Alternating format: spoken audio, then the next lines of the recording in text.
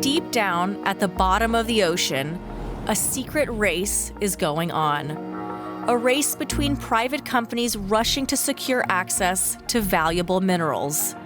Mining the ocean floors is potentially a multi-billion-dollar business, but some think we need to be turning our attention to the planet, not profits. The effects of seabed mining could really be quite serious. Still, companies are lobbying to obtain licenses, eager to start mining as soon as 2024, and the international body set up to protect the ocean floor seems more interested in paving the way for contractors rather than regulating them. What on earth is going on at the bottom of the ocean? And is it too late to stop it? Let's dive in. Billions of tons of valuable minerals, like manganese, copper, cobalt, and nickel, currently sit undisturbed at the bottom of the sea. They're valuable because they're used in electric batteries and our personal devices.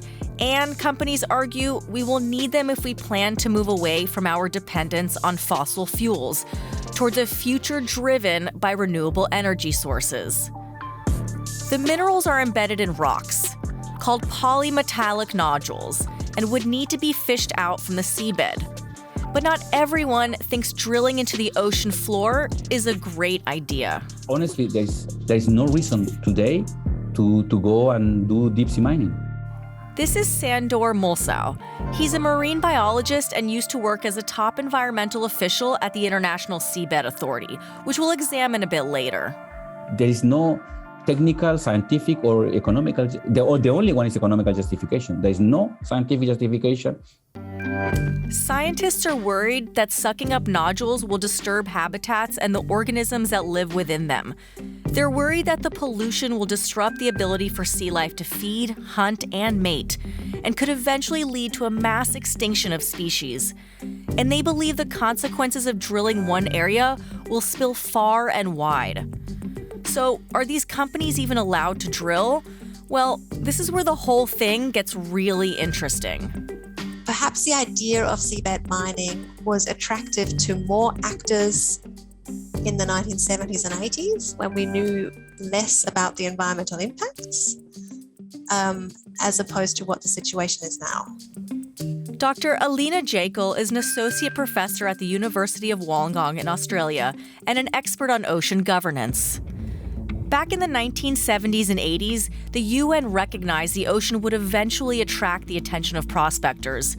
So it drafted a document called the UN Convention on the Law of the Seas, which gave guidance on how countries should behave when it came down to the part of the deep sea that sat outside national jurisdiction. And it gave this area a name. Very imaginatively, it called it the Area. It includes large swaths of the Pacific, Atlantic, and Indian Oceans. The convention was ratified by a number of countries in 1982, who all agreed that the area would be considered the common heritage of all of humankind. This means that technically it belongs to everyone. A little over a decade later, an organization called the International Seabed Authority was created to organize, regulate, and control mineral-related activities in the area. They wanted to make sure that any future profit made from mining was shared. Today, the ISA is made up of 167 member states and the European Union. So it's a little bit complicated to explain how this works. This is Pradeep Singh. He's a legal expert on ocean governance and deep sea mining. But essentially the takeaway is that, states that have an interest in mining and on the commodities market, they're, all represented in the council. But a smaller group, the Legal and Technical Commission of the ISA, is the one who makes the final decision when it comes to approving mining applications. Member states submit an application on behalf of their government, but there's a loophole in the convention that allows private companies to do this too. State-owned enterprises and other private actors, private companies, persons can apply for a mining contract to the ISA provided they have sponsorship from a member state. This is how a company registered in Canada, a company that used to be known as Deep Green Metals and now goes by the Metals Company, has been able to lay claim to areas in the Pacific Ocean. They did this by securing sponsorship from 3 small island nations, Kiribati, Tonga, and Nauru. To meet the sponsorship rule that they must have a connection to the country, they set up and acquired wholly owned subsidiaries in the island states. Nauru's government has said that the island of 10,000 people stands to lose the most from climate change. That's why it's pushing ahead for what it sees as a solution to slowing it down. But once mining starts, it also stands to benefit from the proceeds. Once the contract is granted, it's rather difficult for the ISA to stop operations if it so wanted. So at the moment, the Metals Company has quite a number of mining or exploration contracts through different sponsoring states. And so what we've seen is one company essentially gaining rights over a number of reserved areas. In Nauru, the Metals Company, through its subsidiary Nauru Ocean Resources Incorporated, is ready to move from exploration to exploitation. It's asked the ISA to begin drafting regulations so it can start commercial mining. The ISA has 2 years to deliver. The deadline is next year, and mining could begin as soon as 2024, even if the regulations aren't fully flushed out. So far, the Metals Company is the only contractor who has requested an exploitation license. But once the ISA finalizes regulations, the doors are open for other contractors to begin commercial mining too. Not only are the impacts on the environment unclear, there are lots of other issues that need a closer look. First, there's a lack of transparency in the application process. The Legal and Technical Commission doesn't have to reveal who the mining contractors applying for licenses are, or even explain why it decided to approve them, for that matter. All we know is that so far, they haven't rejected a single one. What we do know is that contractors must pay the ISA $500,000 for each exploration application. This revenue contributes significantly to the ISA's operating budget. Another worry is that mining contractors are not subject to international law. Companies like the Metals Company could be able to evade responsibility for any environmental damage they cause, unlike the states that sponsor them, who would be liable. So the Pacific Island state could be held legally responsible under international law for that damage, for the actual amount of damage, which, for some small Pacific Island states may be very substantial sums. Really, for any state might be very substantial sums.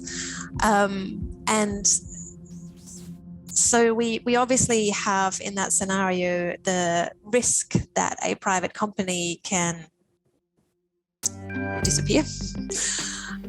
And while the ISA's website states that it has a duty to protect the marine environment from the potential harmful effects that may arise from seabed mining, it may not be ready to effectively do this. We're seeing this rush towards seabed mining with some companies pushing harder than others to make mining happening sooner rather than later. And the ISA itself, when mining starts, would need to have the capacity to monitor any mining, on the open ocean, far away from shore. Difficult condition for any organization, but particularly difficult for a small entity that currently really has very little resources to monitor any seabed mining, let alone any environmental impacts of seabed mining.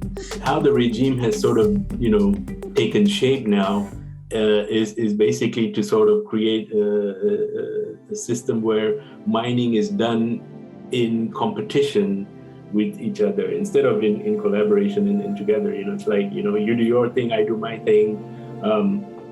Which I think is against the spirit of the convention, because it says mining shall be carried out for the benefit of humankind as a whole. Though many have said we should hold off on mining until its impact is better understood, the head of the ISA has played down these criticisms. We reached out to the ISA to respond to these allegations and didn't get a response. In a recent article by the LA Times, the Secretary General of the ISA, Michael Lodge, said he's not concerned. He discredited a report written by two top officials at his organization when they claimed little enforcement of environmental protection was being done. He's met regularly with mining executives and said the risk has been overstated. Many experts see this cozy relationship as extremely problematic and say the ISA needs an overhaul. One of the key issues with the ISA as an institution as we move towards the exploitation phase is that you'll need a degree of separation of powers, and that currently doesn't exist. I don't see why we need to have this perceived pressure of the ISA having to make revenue and income, or this perceived pressure to meet the deadline and things like that. You know, we shouldn't fall for that trap, because otherwise, if we allow things to happen, we're just going to make things a lot worse. You know, if you're in a hole, stop digging, you know. The biggest loser, it will be the next generations, because the people do not understand that the deep sea it has ecological functions that they are so important. Will it bring us closer to a world where renewable energy abounds, or will it push us further towards destroying the planet that we're trying to save? In order to really know, we may need a bit more time. Time to set up comprehensive regulations, time to understand the environmental impact, and time to create balances of power so that the deep sea really does benefit all of humankind.